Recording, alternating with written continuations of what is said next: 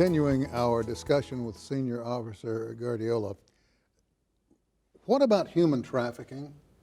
Do we have much of a problem with that goes unreported? Recently, I received a phone call from the new lieutenant over the human trafficking vice squadron. And being that he was new, he didn't understand a lot of the barriers with reporting crime. And he pleaded with me to get out there in the Hispanic community as much as we can to talk to them about if you are a victim of human trafficking, if you have seen or know any information about who is doing human trafficking, to please get involved. And as he told me that he is receiving 6 new cases a week in human trafficking. 6 a week? 6 a week. Central Americans that are being trafficked, girls that are being trafficked. And they are... Are these kidnap victims? All kinds of people that have been conditioned into becoming human trafficked, kidnapped, but multiple cases, and most of them don't speak English. So he has got a grant right now from the federal government to help pay for overtime for Spanish-speaking officers to come help him. But because they are so underwater with this, that he says they just go through it so fast, and the need for more Spanish-speaking officers in his unit is a necessity. But he said, you know, as you go out and do these interviews in Spanish, to please talk to the community and plead with them to let them know that we're not involved in deportations. All we care about is getting the predators off the street and helping these victims find some sort of legal justice through the police department. But he even went as far as saying that, you know, a lot of the times they go in plain clothes because they understand the fear of the uniform with a lot of the undocumented community. So I could sense it in his voice that he is very frustrated right now, and that it's just a continued bombardment of cases that they're getting, and the need for more cultural intelligence training for our police officers. When's the last time you were called out to work with a family? Oh, it happens all the time. I get phone calls on my city cell phone from the Hispanic community in Spanish. It's people calling me from just a question about how to pay a citation to my child was sexually molested, and what do I need to do? I'm afraid in the process, and can you guide me through the process to report felonies, to pass on tips that there is crime happening in this neighborhood.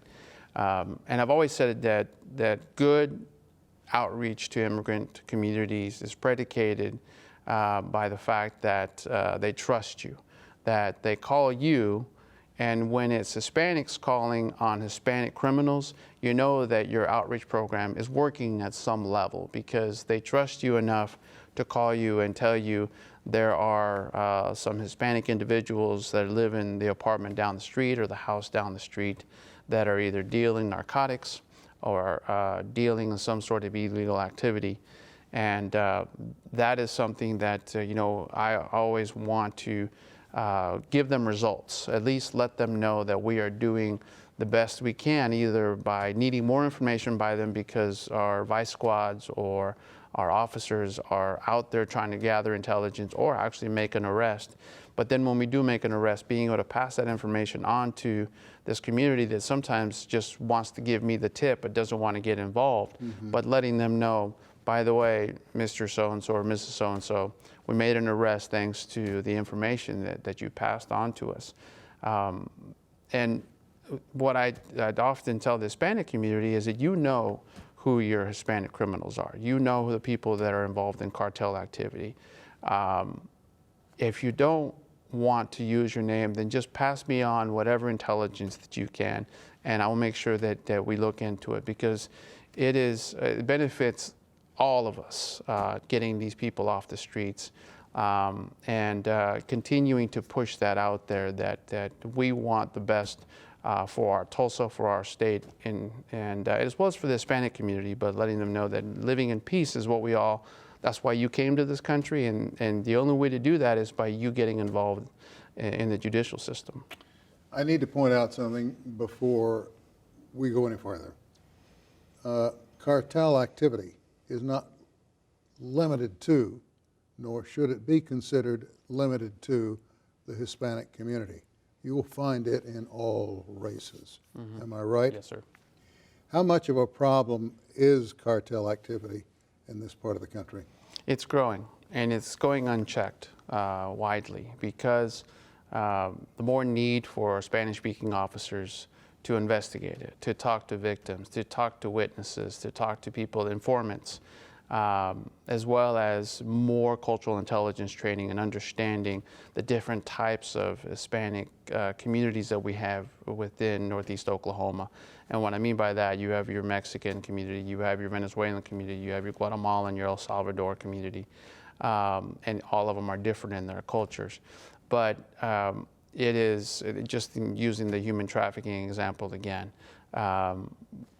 it continues to grow, and we are, it's something that needs to be addressed, and it's something that it keeps me up at night knowing that we're not doing as good of a job as we could in both cartel activity, but as well as Hispanic gang growth because of the dropout numbers in our middle schools. I'd be curious to know, do you have an opportunity, or do you make opportunities where you work with other officers to bring them up to speed on what's being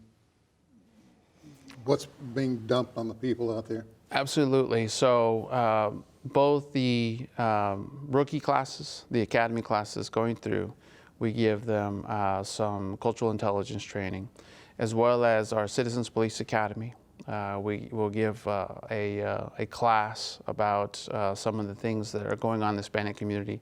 And I always start out, my presentations in letting them know I'm not here to argue for undocumented, to keep the borders open and like that. I'm just letting them understand this is where we are right now as a country. This is where we are right now as a city. This is where the fear factor is within our Hispanic community. Because I want them to get the information so that they get that intelligence, and then they can go out and do whatever they see that they can be part of the solution in these cases. And the need for relationship building with this community because of the diversity that is, well, the city that is changing. It just comes down to really base community policing regardless of skin color. Relationship building, because if you're able to do that, they trust you, and therefore they'll pass on information to you because, again, they want to live in peace as well. The majority of them do. And it makes me think of a recent situation where I had an officer who was one of my students in the academy, and he took what I had talked about in our cultural intelligence training, and he realized, okay, that what I'm going to do once I get out on patrol is I'm going to just go out and sit in one of these communities and just get to know our community, our business owners. So he took it one step further. He identified a Hispanic Mexican restaurant, and he just, as much as he could, he would go in there and just sit down and eat. Was friendly with everybody, and he says initially, because he came back and told me this, he said initially they were skeptical. Why are you here? Why are you always here? You just sit down, you eat, you're friendly with everybody. He says, well, over time, I just continued to build relationships with the people coming and going, especially the owners. Well, once they realized that I was there to be a friend, I was there to be a public servant. He says that one day he's sitting there eating, and two individuals walk in, and they see the officer in uniform, and they turn around and walk out. And he thought, well, that's weird. And the owner of the restaurant comes over and says to him, those two gentlemen, as it's been told to me by some of the other patrons, are selling narcotics 2 houses down the street. And he gave him the actual address. And he says, okay, thank you for sharing that information. And sure enough, that house ends up being a cartel methamphetamine home that because that community shared that information, because he took the time to build that rapport he was able to get good intelligence. And he came back to share that story with me because he said, I took what you talked about and I compounded it, and it ended up getting me felony arrests out of a home. So he was very gracious, and he says, you know, continue to do that, because these communities, they want to live in peace. And once they realize that you come in peace and you're there just to do their job, your job, they in turn want to help you.